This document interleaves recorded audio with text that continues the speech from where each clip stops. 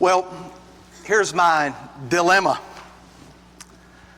I would like to deliver a message to you this evening that will prick your hearts and will impress you in a way that motivates you to do as Kyle encouraged, acknowledge sin and make changes in your life. And I want to do a good job, because I think that's what you expect, and also I think that's what you deserve. And perhaps I won't feel successful, that is, mission accomplished, unless you tell me in some way, Tony, you did a good job. But the dilemma is that I want to talk to you about pride. And not because I know that you have a problem with pride, because I know that you do, but because I know that I have a problem with pride. I tried to be quirky with the title, Envy's Companion, or whatever I put in the bulletin with in the newsletter. That actually came from a sermon I heard 20 years ago called The Demonic Duo. And based on Chris's lesson about envy, the point was made about how similar pride and envy are. One thinks lowly of itself and is envious of the other, and the other thinks more highly of itself than it ought to. Interestingly, anytime that I study for anything or read a book or get on a kick of any kind, everything that I hear has to do with pride. And so Ben opens the class this morning. And it's impossible to talk about pride without talking about selfishness. And his point about how selfishness manifests itself in almost every sin, it's true. And it is the root. Its root is actually in pride.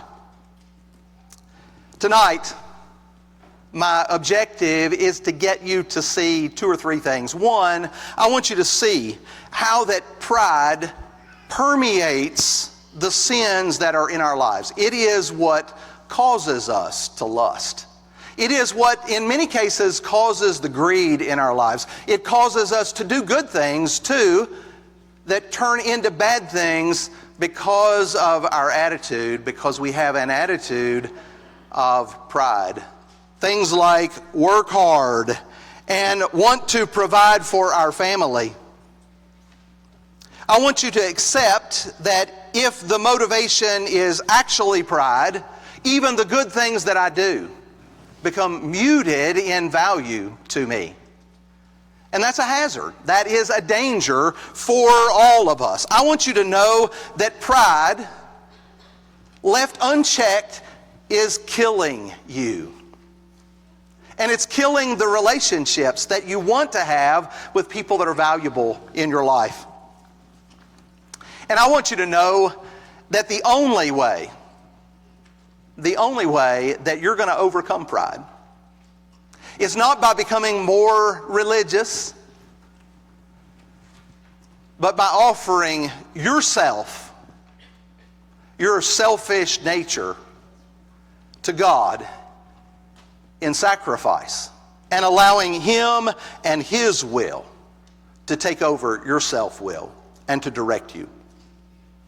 In the old lists, and I don't have any desire to get in an argument about the value of these lists, but in the old lists of things that were called cardinal sins, where people took all of the sins in the Bible and they tried to boil them down and melt them into the worst of the worst, sometimes referred to as the 7 deadly sins. They've been grouped and regrouped and numbered and renumbered. Pride is always at the top of the list.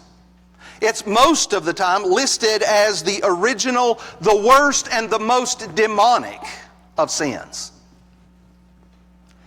C.S. Lewis, in his book, Mere Christianity, devotes an entire chapter to pride, and he calls it the great sin.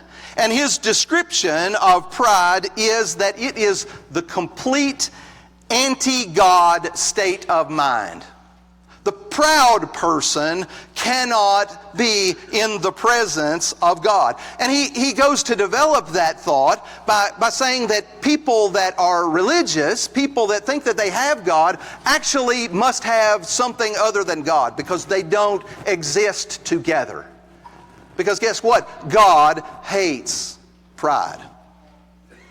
He even went as far as pointing out that it was pride that made the devil the devil.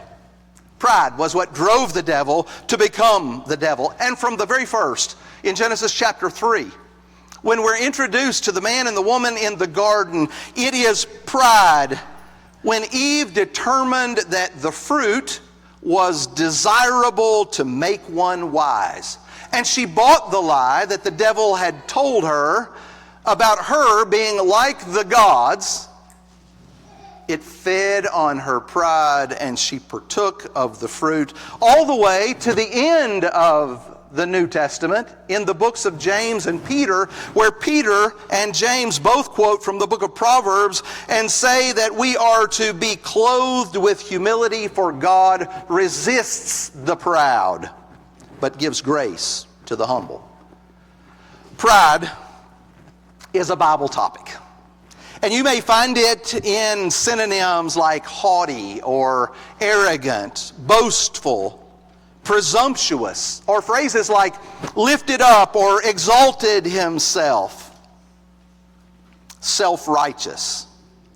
The person who looks down or has a conceited glare. And all of those kind of create a picture for us that make it unnecessary for us to have a dictionary definition. We're mature enough to know what pride looks like. So if you flip over to the book of Proverbs and you read passages that we have read for our entire lives, committed to memory, Proverbs 16 and verse 18, pride goes before destruction, and a haughty spirit before a fall. Proverbs chapter 16 and verse 5, everyone that is proud in heart is an abomination to the Lord. Though hand join in hand, he shall not go unpunished. And then God's list of 7 things that are an abomination to him in Proverbs chapter 6 begins the list with a proud look. Pride's a big deal. And you would think that since we all kind of know what pride looks like, and honestly, when I see pride in someone else, I'm repudiated by it. I don't like what it looks like. I don't like the behavior that it produces. I know exactly what to avoid. I know the people to avoid because I don't like sitting with them. I don't like talking to them. I don't like hearing their story about them. But therein lies the root of the problem, because I don't know if you notice, but when I start elevating myself as someone who is better than the prideful person, and my attitude is one that says, I sure am glad I am not like that proud person over there, I become a victim of the sin that I find so repulsive. And that's interesting to me because I think that's the way that pride works in our lives. It sneaks in. It is insidious in that way. It is subtle and treacherous. And so much so that the prouder I am, and think about this, the prouder I am, the more difficult it is for me to acknowledge the pride that's in my life. It just makes perfect sense. I'm really good at what I do, and because I'm so good, I ought to be feeling good about how good I do. And we have statements like, it ain't bragging if it's true. And therein, again, is the problem. Because I have elevated myself over someone else. And the truth is that that's really insignificant in the grand scheme of things. My elevation over you is insignificant in my relationship to God. But to God, it is a statement about what I feel about Him. I want His position. I want control over my own life. Stop for just a second and mull that over just a little bit. Because the message that I want to get across is that pride sneaks into my life or jumps in or pounces on me anytime my thoughts go to myself. And I think that is a big part of the point Ben was making about selfishness and selflessness this morning. It's not of much value, but I made a list of hyphenated self words. Just the bad ones, because the list is too long. But notice these words in the context of how I feel about myself.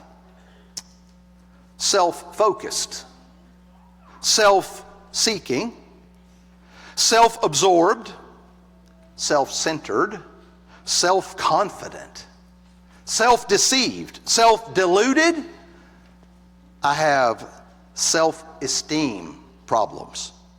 I'm self-interested. I'm self-justifying. I'm self-obsessed. I'm self-promoting. I'm self-reliant. I have self-respect. I'm self-righteous. I'm self-satisfied. I'm self-seeking. I'm self-serving. I know my self-worth. I'm self-willed. There's a longer list, and some of the terms you might even categorize as positive ways, positive hyphenations to add to the word self. But you get the picture. When I start asking the question, or when I start thinking, why didn't they pick me? Did you not see what I just did? What should I do to get noticed the next time? And you could say it really is a pronoun problem gone to seed. So here's what we know so far. Pride either leads to or is the root of many, if not all, of the sin in my life. And I would ask you to examine your own. Anytime, number two, anytime my focus is on me, pride is not just crouching at the door, it's already in the house. When I start focusing on myself and I become self-absorbed, pride is a problem. And it may manifest itself in any number of ways, as selfishness or greed or anger or hate. I want you to notice this as well, though. Pride, and in some ways envy, and this is why pride and envy are such good collaborators. Pride is all about comparison. Now, think about that. Pride is nothing if I have nothing to be better than you about. If we all drive the same car, I want mine to have some kind of bling that yours doesn't have, so I can be better. If yours is better, then I am envious. I'm comparing what you've got to what I've got. It's not good enough for me to be this good-looking guy if you look better than I do. I want to look better than you do. It's not good enough for you to be rich and have more than enough if somebody else has got more than you do. Pride creeps in and causes us to act in stupid, wicked, or dangerous ways. But two, pride is always about competition. It's always a game. There's some kind of mental math going on where I'm comparing myself to someone else, and I want to know, how do I measure up? And if I measure up, then good for me. And if I do the math and I don't quite measure up, then I want to know what I've got to do to get up to the next level. And in some ways, we may think of that in a positive way, but in the end, what it turns out is that it's all about me.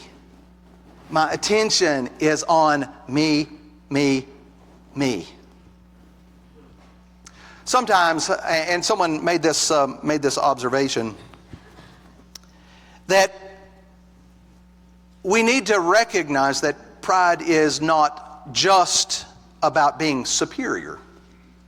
Because it is so much about self-absorption and self-focus, there also is an inferior form. And it's just as prideful for me to be down on myself, not like myself, go around saying, woe is me, nobody likes me, why is nobody paying attention to me? It's the same pronoun issue. It's the same self-absorption, the same problem. I've done the calculation, I've made the comparison, and I'm not measuring up. My personal worth is based on how well I come out in the comparison. So that's pride. And it manifests itself, again, in a number of ways. Sometimes our pride drives us to do heroic things. Sometimes our pride drives us to do demonic things. But is all of that really that big a deal? Well, let me challenge you with a couple of observations. One, and this may be very obvious, but pride causes us to develop an unrealistic view of ourselves. The truth is that I really don't know how great I am, or how weak I am. I'm not the one that's in control of that. And when I start looking at my abilities and my achievements in light of the pedestal that someone else places me on, or that I put myself on, I become obsessed with my success. And it ends up being a tireless quest. And you get on a hamster wheel, and you can never get off. Because your perception of yourself will never measure up. It will never be good enough. The Apostle Paul wrote to the Romans in Romans chapter 12. And he says this in verse 3, For through the grace given to me, I say to every one of you not to think of himself more highly than he ought to think, but to think so as to have sound judgment, as God has allotted to each a measure of faith. God is the one who is the standard. God is the one who is assessing my life for greatness. And the problem becomes when I am filtering my accomplishments through my own pride, every victory becomes dependent on me. I'm the hero of that story. And hopefully you see the problem in that. It will certainly end badly. Rather than giving praise to God for the blessings and the person that He has made me, I am directing my worship toward myself.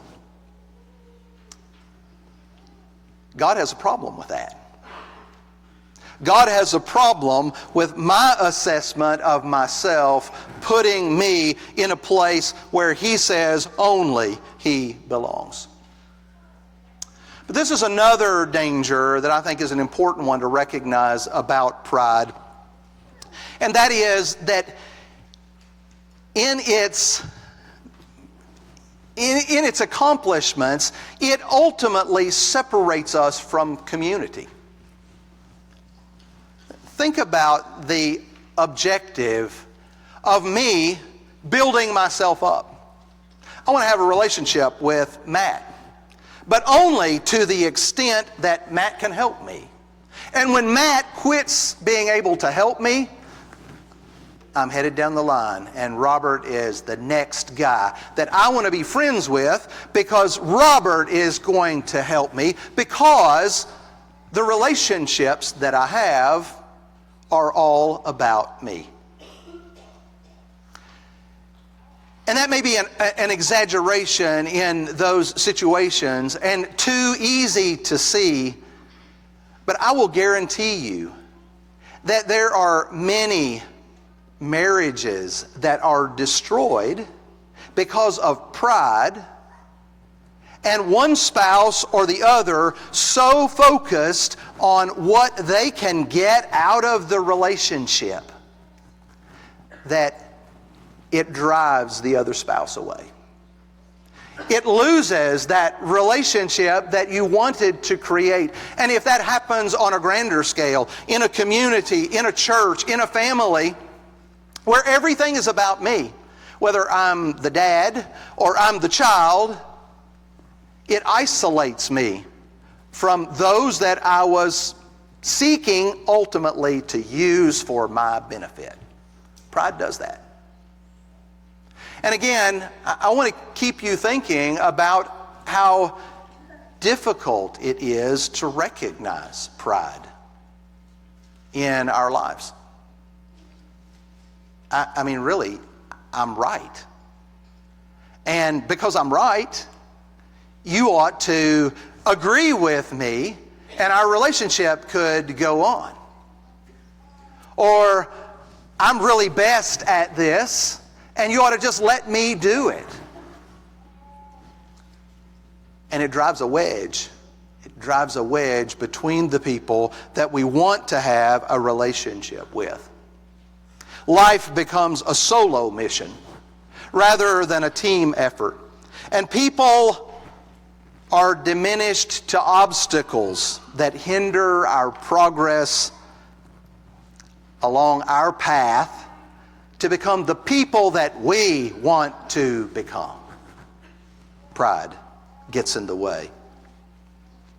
But the third danger, and the third reason that I think pride is a problem, and perhaps more significant to me and maybe to you as well, is pride ultimately creates a critical spirit.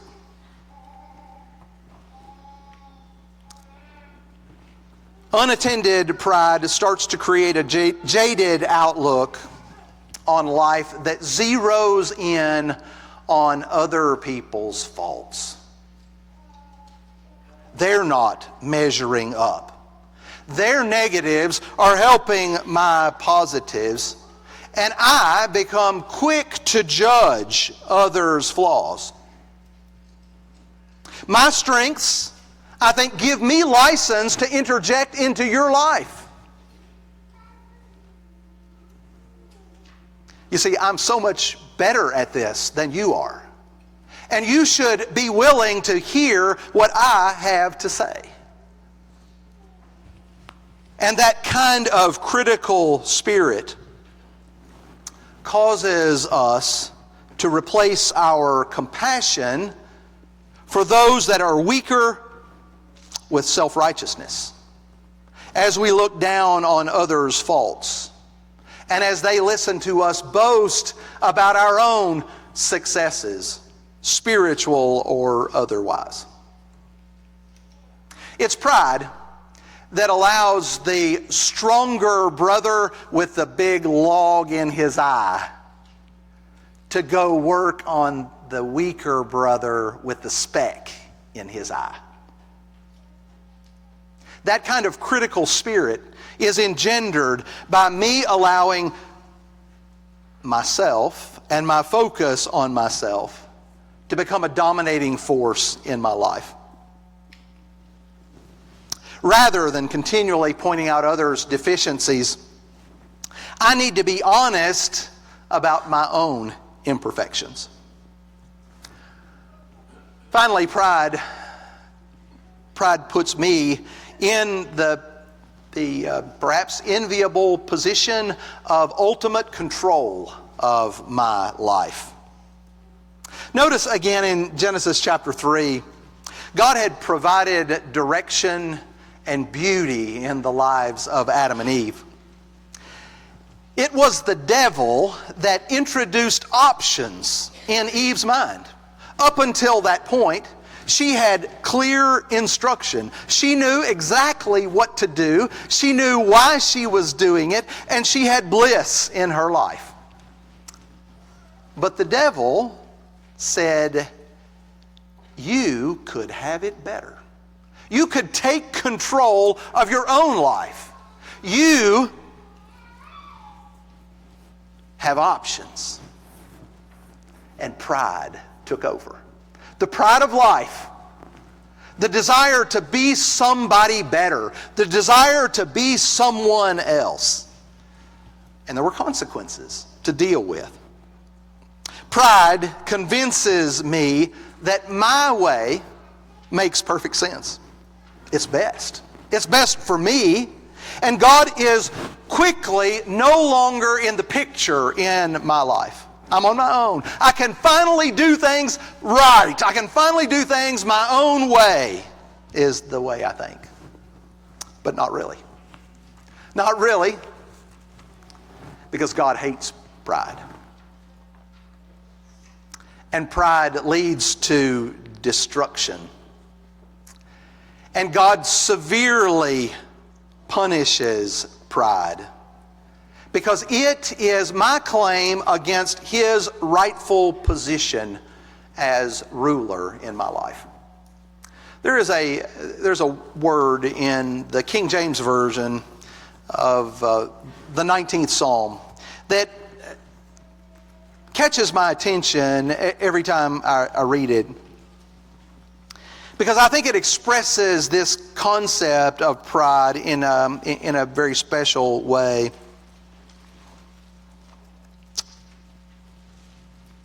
In the 13th verse of the 19th Psalm, David says, "Keep back thy servant also from presumptuous sins. Let them not have dominion over me.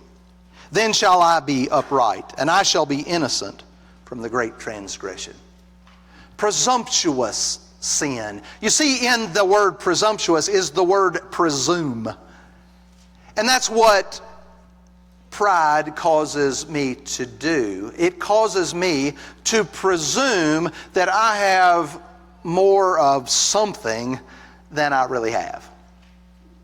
And to elevate myself into a position where I can bargain with God, or I can demand of God, or I can ask God for something that I have no right to ask. So here's the interesting thing about that. Not only do I become persuaded that my own way is right, but oftentimes we're offended that God does not agree with us. We head off in our own way, doing our own thing because we want what we want, and the results are catastrophic. We end up in bad places. We end up with bad outcomes. And we blame God. Because we have taken on ourselves responsibility for our own lives. Let me quickly close with the antidote to pride. In a word, it is humility. But as I indicated at the very beginning, that humility is not just a recognition, not just a verbal recognition that I have no position. It's not just me saying, God is great and I am nothing. It is me surrendering myself to the will of God. It is turning over self-will to God's will. Surrendering what I want, the me, to what God wants from me and for me.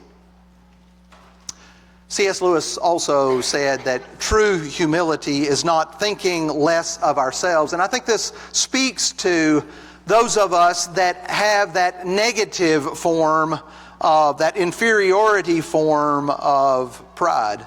True humility is not thinking less of ourselves, it is thinking of ourselves less. Less me, less self. So why does God hate pride? He hates pride because it is me seeking to elevate myself to a position that only He occupies.